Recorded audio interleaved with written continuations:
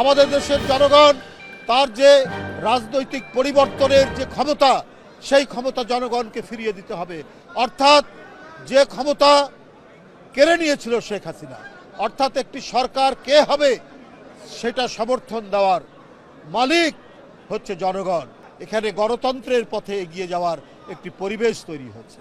তো আমার মনে হয় এই পরিবেশকে নিশ্চিত করার জন্য এবং জনগণের মধ্যে আশা জাগানোর জন্য অন্তর্বর্তীকালীন সরকারের অনেক কিছু করার আছে।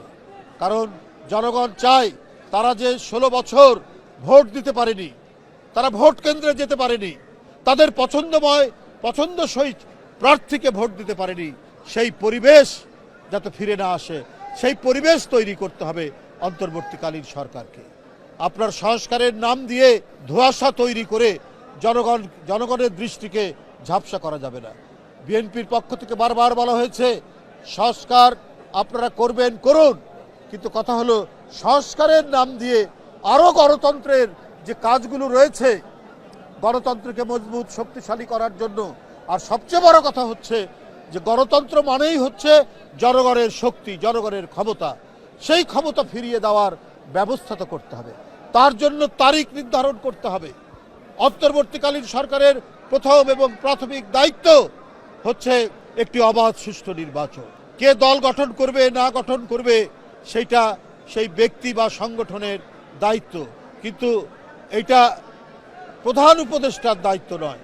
প্রধান উপদেষ্টা দীর্ঘ 16 বছরের আন্দোলনের ফলে স্বৈরাচারের পতনের মধ্যে দিয়ে গণতন্ত্রের অঙ্গীকারের যে সরকার, সেই সরকার তো হচ্ছে ডক্টর ইউনূস সরকার।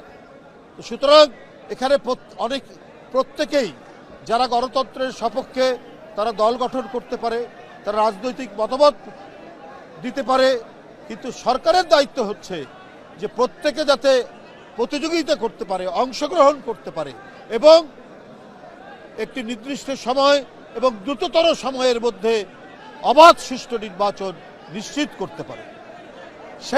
সেই অঙ্গীকার, সেই কমিটমেন্টটা তো আপনার দিতে হবে জনগণকে।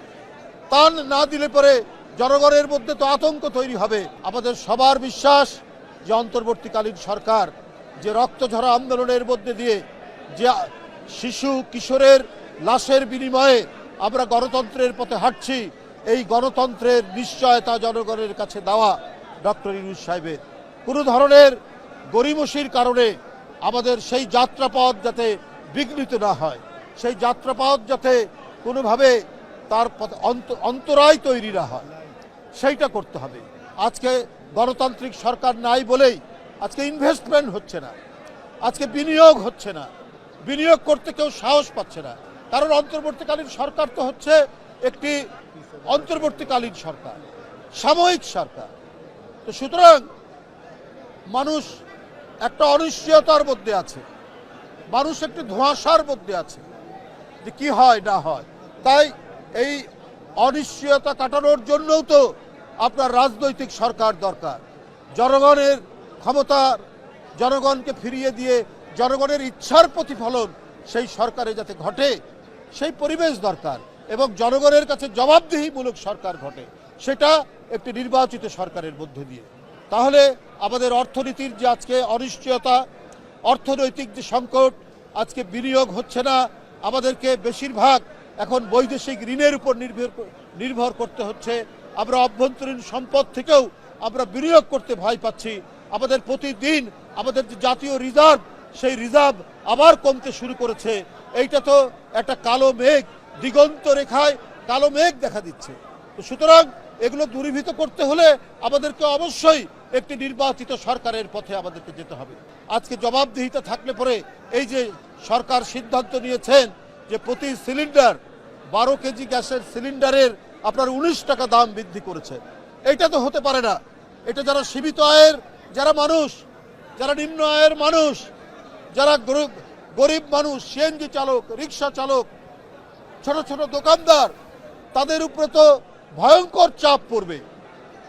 সুতরাং এই যে আপনার গ্যাসের সিলিন্ডারের গ্যাসের দাম যে বৃদ্ধি, অর্থাৎ যেটি গৃহস্থালিতে ঘরের কাজে যে গ্যাস জ্বালানো হয়, অর্থাৎ আপনার রান্নার জন্য যে গ্যাস জ্বালানো হয় সেই গ্যাসের দাম যদি বৃদ্ধি হয় 19 টাকা প্রতি সিলিন্ডারে, এটা তো সাংঘাতিক ধরনের অর্থনীতির উপর একটা চাপ পড়বে, গরিব মানুষের উপর চাপ পড়বে। এটা সম্পূর্ণ অযৌক্তিক, এটা গণবিরোধী। আপনার নির্বাচিত সরকার থাকলে এই ধরনের পরিস্থিতি আপনার হবে না।